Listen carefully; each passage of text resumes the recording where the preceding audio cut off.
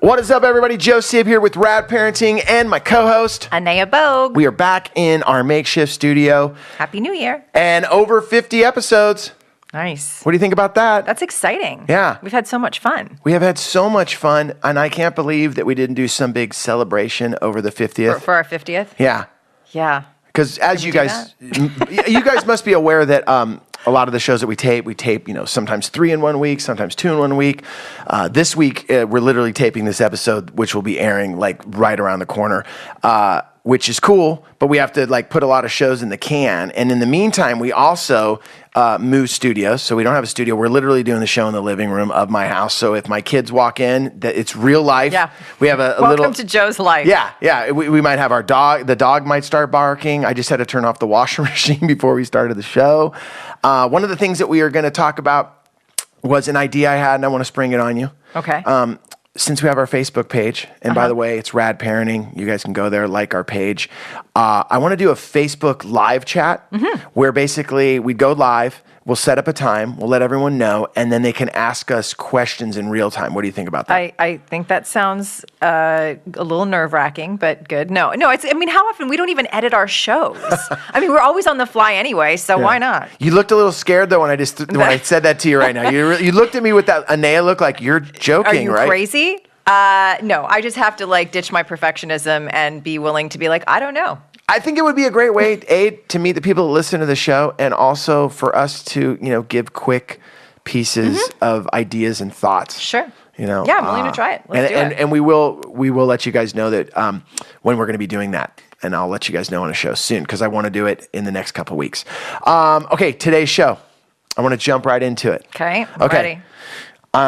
Situation that I saw at a restaurant. So many parents have seen this situation. I've been on both ends of it. You sit down, we were going to grab a bunch of Mexican food. It was a Friday night. And, obviously my kids are older. Another group of parents all in the restaurant. Everyone's just trying to make it happen. There's some people with kids, some people without kids. And at a certain point, the people with kids just took over the restaurant in the sense that their kids were just not, hey, I get it. You're trying to feed people that are hungry, sitting in their chairs. They get bored. I get it. I remember the shuffle. Karen and I used to call it like tag team, like wrestlers do. Like, okay, you eat your food and then I'll feed them. When I'm done, tag and then you eat, back and forth. The line that I have to ask you, and I don't know why it just hits me so much, has to do with when my kids were younger and even now that they're older. Acting in public, how they carry themselves as individuals, but also that line that I see sometimes when parents just kind of disregard. We threw our food all over the restaurant's floor, and now we just get up and leave. Hey, I'm going to let my kids run all over the restaurant and jump on other people and bother them while they're eating dinner, and maybe they're not really into my kid with the bean burrito all over his face saying hi. I don't know. And I have to ask, is that just a feeling I have? Because sometimes the parents of those kids running around, and I remember being right there, you're tired, you've worked all day, and it's just almost like, you know what, just go for it. But that behavior and that line, is there a line that you feel as parents that we need to be aware of with our kids while they're growing up, and then also as they get older? 100%. Okay. It's interesting because I was actually, as I'm listening to you, I could feel like my own feelings around this topic sort of like making their way to the surface. And I want to temper them a little bit so that I can be diplomatic here. But I feel really, really strongly about to me, it's, I've said this before. I think that our primary goal as parents is to, not just our goal, I would argue our obligation is to give our children the tools to eventually be able to go out into the world and be productive, constructively participating human beings that are respectful of others, and that during their childhood, they're practicing that. And we're helping them correct that they eventually can self-correct. And by the time they go out and they call themselves adults, they can behave in a way that is respectful and considerate of others. Period, the end. When does that those lessons and those ideas start being taught? Because the first Day freaking one. Really? Honestly. Yes, Okay. because you can't, and I, as I was listening to the scenario that you were describing, like, I feel like when it's a little mind-boggling to me that a parent would not be aware that if that family over there or that couple or that individual is paying money to eat outside of their own home, that they should not be subjected to other people whose children are out of their own control, impacting that experience. Now, the thing that I hear a lot, and a story comes to my mind right when you were saying that, because I'm literally looking out our back window, and I remember we had a birthday party here, and it was when the kids were super, super young, and it was after cake, and we had like these, couches for people to sit on, and I remember at one point, this mom was sitting there, and her son had taken the chocolate cake, and it was no longer on the plate. And as I walked up, he was literally just like massage. You know when you get a massage at a spa, like deep tissue? He was deep tissuing this chocolate cake into these couches, and they were cloth, and he was just. And I walked up and I looked at her, and I said, "Really?" And I just came out. Yeah. Like the voice in my head just said, "Joe." Made its way out into the world. Yeah. And there might have been a couple Coors Lights in me that said, "Yeah, you're going to say something."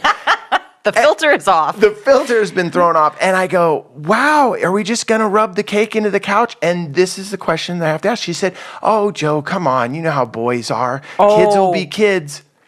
And I just walked away. Okay, cool. And I remember even when the party was over and I went over to those couches, the cake was still there. The plate was just to the side. And it was just like, yeah. And to me, it was I wondered, is this some way I was raised, oh, you're the old school Joe. Come on, man. You got to be different in 2007 or whatever it was, 2000s. And that's my question to you.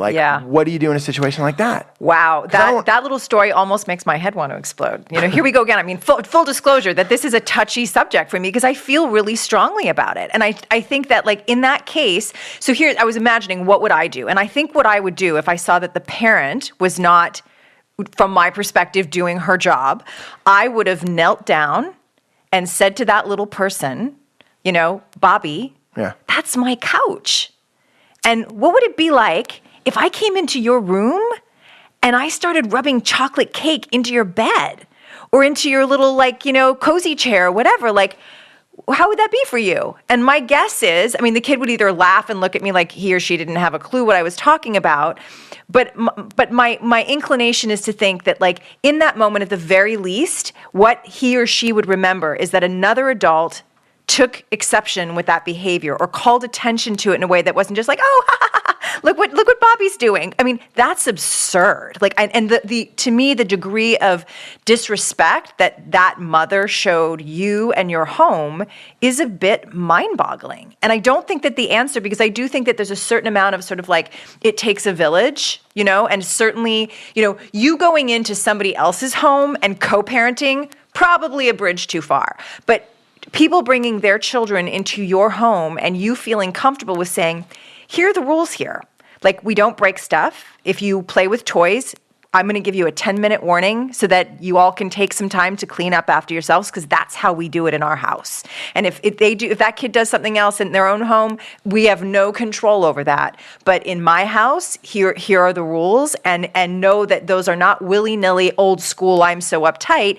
It's about basic consideration for other people and their space, and my expectation that children will learn that. I love what you just said. That right there, going back in my mind, I was like, that would have been the best thing to do. At that moment in time, I was just so blown away that it had even taken place, and that I was more like, how much is that going to cost to clean? That's all I was really like. The party cost me this, the food cost that, and then the couch got to clean. The one thing that you did say is that I do sometimes do get the finger pointed at me as being uptight with, especially when kids are at our house. I've always been the dad that says, hey guys, we're not jumping on the couches. Hey guys, we don't, just open the fridge and start making food. Hey guys, pick up the popcorn and the treats that you guys just left in the living room. And I do know this, that sometimes I get a look from the kids like, wow, Like, really? You're going to say that, to me? And then sometimes, with maybe other, and you got to, and I know some of the people who listen to the show right now, you guys have to be thinking of like, oh yeah, when they come over, and that's tough because we're all, like you said, a community. It takes a village. We're all co-parenting to some degree. And I know that I've probably been maybe that parent that has let my kid do something that someone might get upset at when they're at their house,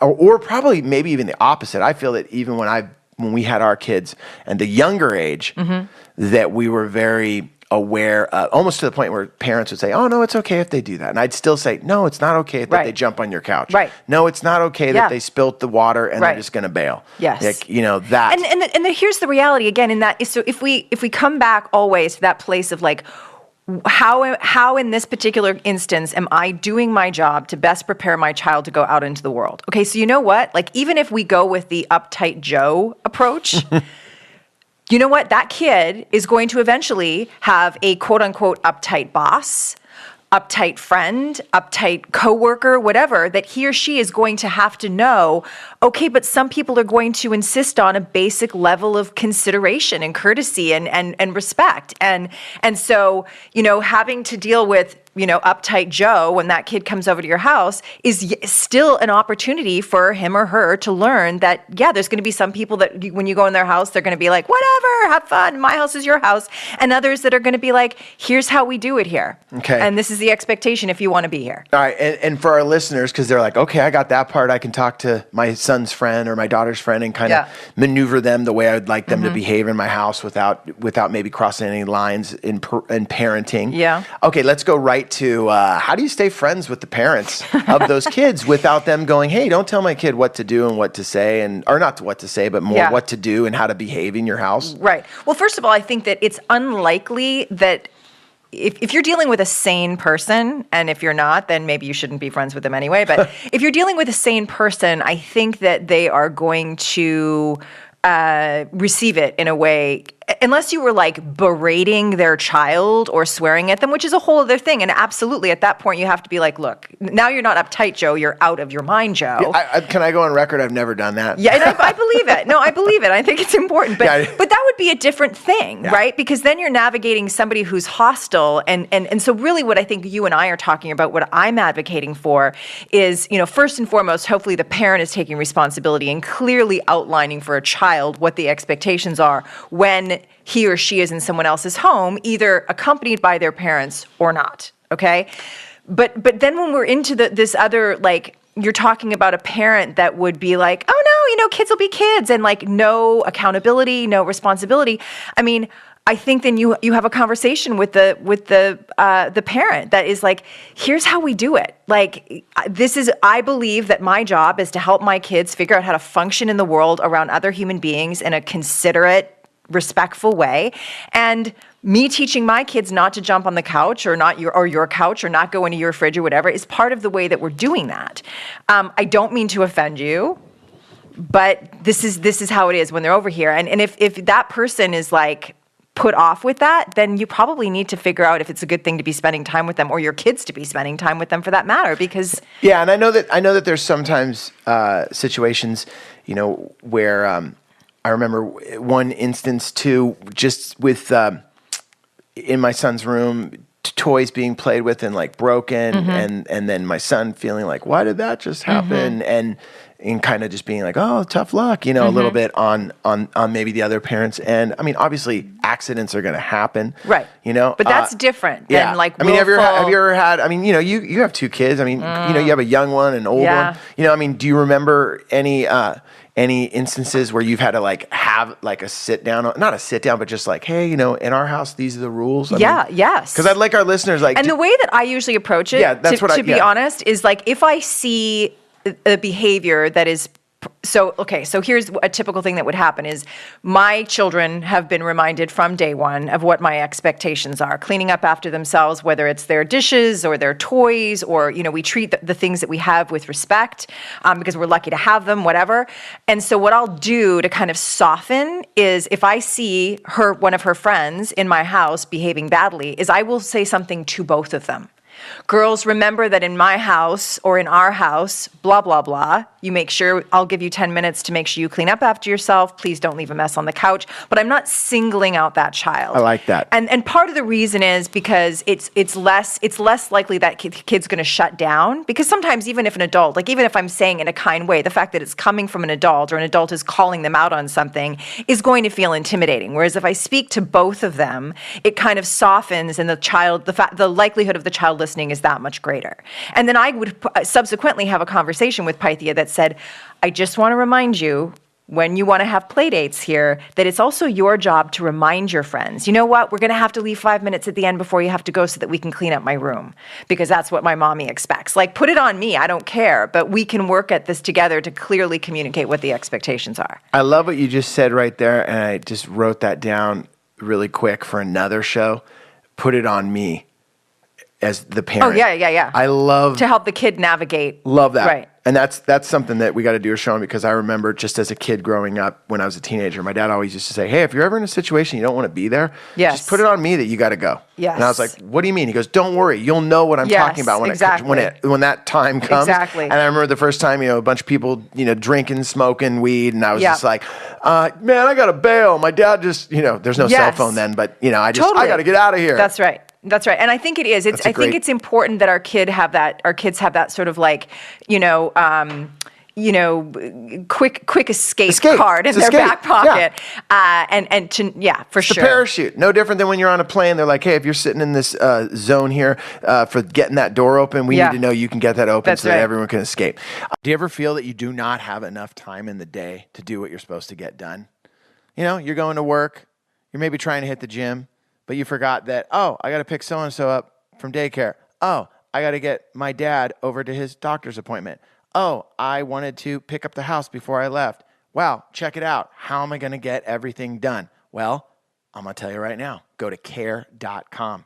Care.com. Care.com is the world's largest digital marketplace for finding and managing family care. That is right. Family care needs can be unpredictable. You got sick kids. You need someone to stay home.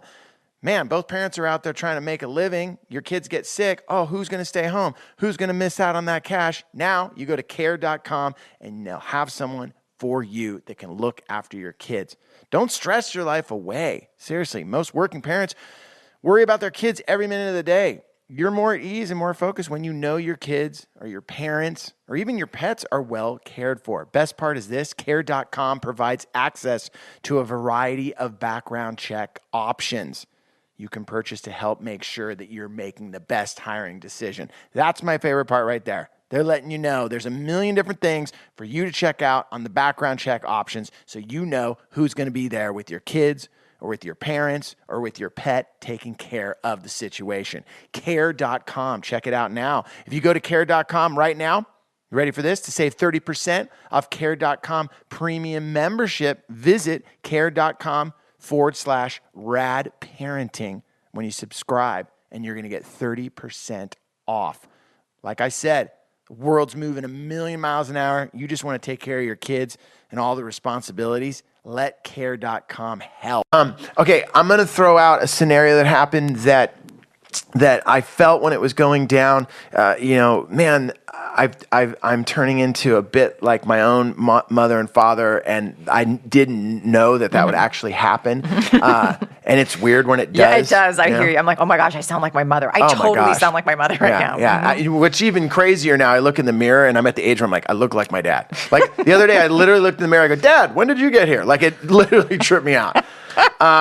Okay, kids doorbell ditch. Remember that game? Mm-hmm. Okay. Well, we didn't do a lot of it where I grew up because the houses were like a mile apart. So that wouldn't have happened, but I do know what you're talking about. So you want to make sure our listeners know? Yeah, well, doorbell ditching, and I'm sure a lot of our listeners, for our Canadian listeners or for the people that are too far apart from each other to do doorbell ditching. Rural. It doesn't have to be Canada. Yeah, okay, cool. Well, I know you love Canada because you're from Canada. Hey, and we got a lot of listeners in Canada, so what is up, Canada?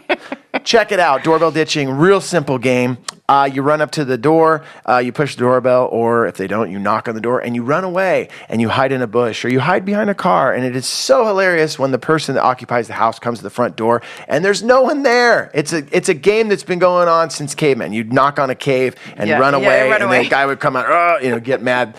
Okay. In my neighborhood, my son and his friends were doorbell ditching. And now we've talked to him over and over about, you're not doing that. You're not doing that. But I knew sooner or later he's going to get caught, and that's going to be the best. Anea has her hand up. Okay, go. Question, Joe. What were the reasons you gave? So, because I'm not a big advocate of just don't. Like, what were the reasons you gave Nate for this is why it's not cool that you're doing it? Well, first of all, I said it's disrespectful to the people that are answering the door. You don't want to be that guy if you doorbell ditch, because then when you get caught, you're the kid in the neighborhood that people are like, he's the doorbell ditcher. Right, even if it's not you. Even if it's not you, you become that guy. And also, I just believe in this day and age, people have enough, and I can't swear on the show, people have enough blank on their plate. They don't need to run down and answer the door and you're not there. Yeah, who knows if some elderly person was on their way to get to the doorbell and they tripped and fell and broke a hip. I mean, there's so many things. I know, worst case scenario. You took it. But that's where I would think. No, I know. And okay, so we had all those conversations with him. Him and his buddies over the break, they're running around and doorbell ditching takes place. And one of his buddies doorbell ditched a house and got caught. And Nate was with him. So he's included in the whole thing. Yep. And I didn't know about it. A day goes by. It's nighttime. We're hanging out, and it's a day later, and my son says, "Hey, I got to talk to you." I said, "What's up?" And he goes, "Look, so-and-so got caught doorbell ditching." And he was putting it more on, they got caught. I go, "Were you with them?" He goes, "Yes." I go, "Well, then you got caught too." "But I didn't do it. I didn't do it. It was him. It was him." I go, "Look, you don't understand. You're guilty by association. Guilty by association. If you're standing there when someone does something wrong and you don't acknowledge it, that's just, I hate to break it to you. Also an important lesson for kids. Absolutely. Okay. Absolutely. My daughter was real quick to tell him, "Yeah, if I killed someone and told you, that means you're in trouble unless you told the police." I'm like, whoa, back up. How did we go there? Yeah, no one's killing people and then telling other people. Let's just stop. Back to the story. Okay, yes. Back to the story. He got upset. "Well, it's not my fault." "Yes, it is." "Well, why?" Had a long conversation with him. "What can I do to make it better?" I go, "I can tell you what to do. Put your shoes on, get dressed, and we're going to go apologize to the neighbor." "What?" "Oh, yeah." He goes, "You know what? Yeah, let's do it." So we walk down there, go to the guy's house. We knock on the door. The house was dark, and I was like, "Oh, great. Now we're getting this guy out of bed to come down." Son walks up there. I stood behind him. I kind of coached him of what he might have to say, but I stood right behind him. Gentleman answered the door. And, of course, he looked at my son and was like, "Oh, hi." Look who it is. Exactly.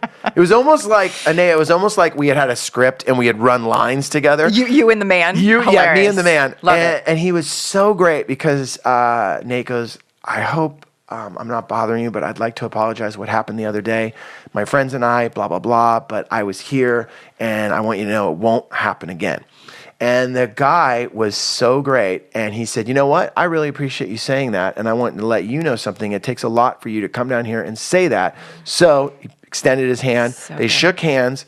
And he said, "You know what? Don't worry about it. I appreciate that." It was such a great moment. Takes a village. What a beautiful, teachable moment. He will never forget that. Such a great moment. Such a great moment. And as we were walking back, I said to him, I go, "Hey man, that's really a step to becoming an adult. That's really a step. Yeah. Like you really, at a young age, you really took an opportunity here to take a step to becoming the kind of guy that you want to be, and becoming an adult." And it was great. We all make mistakes. Adults or like good people take responsibility when they do. Yeah. What a great, oh my gosh, I'm so impressed. And one of the things to all the dads and moms out there, one of the things that I realized was like the universe sent me enough of a speech to give to him when we were walking back, but the universe also said, "Dude, don't run it into the ground." Yep. And that's something I've had to learn. Like I didn't just keep going like teachable moment. And one more thing. Yeah. But I will say this, that when he told his friends and told some other people, it kind of got back to me. "Oh gosh, man, your dad's really takes it serious. Oh man, your dad, man, whoa." Yeah. Once again, and I hate that word old school because it's just I just don't like that word, because I don't know why I don't like that word old school, because it's just like a word. It's just dismissive. Like it just kind of like negates anything that.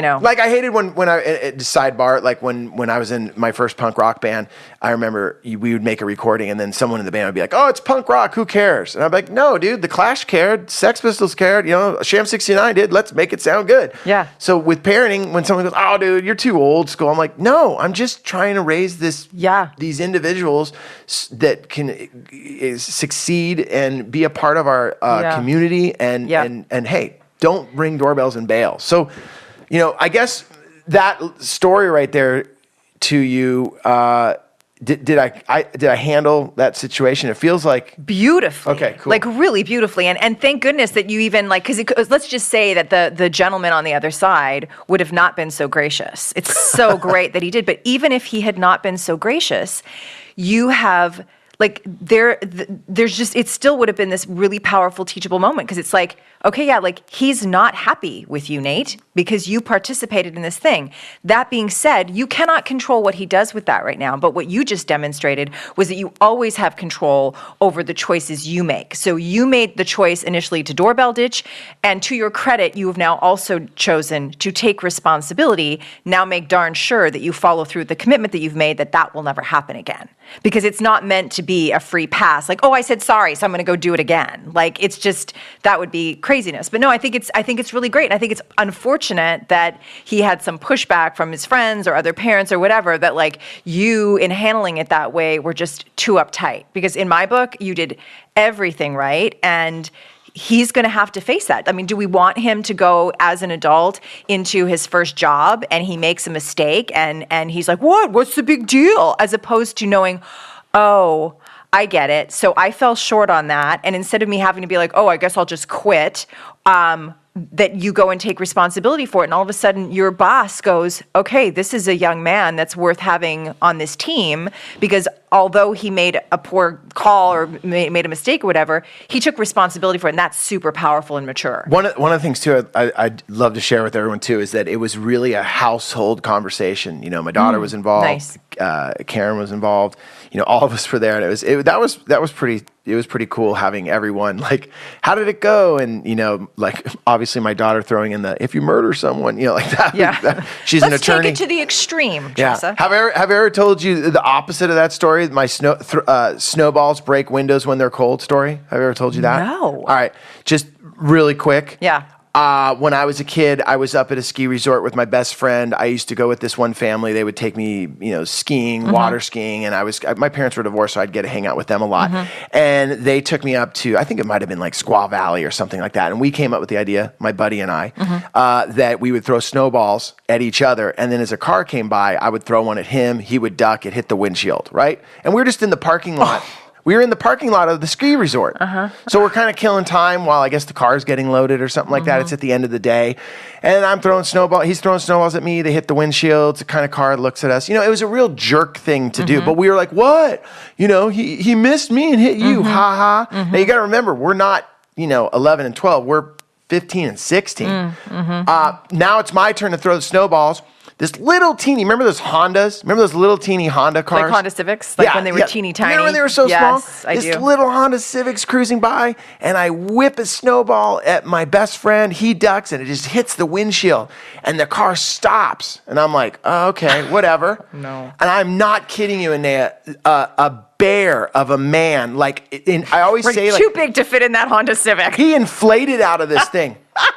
It was the biggest man I've ever seen in my entire life, and I was like, whoa! And he dwarfed, my buddy and I, and he just comes walking beeline for me, and says, "I'll never forget as long as I live." He goes, "Don't you know snowballs break windows when they're cold?"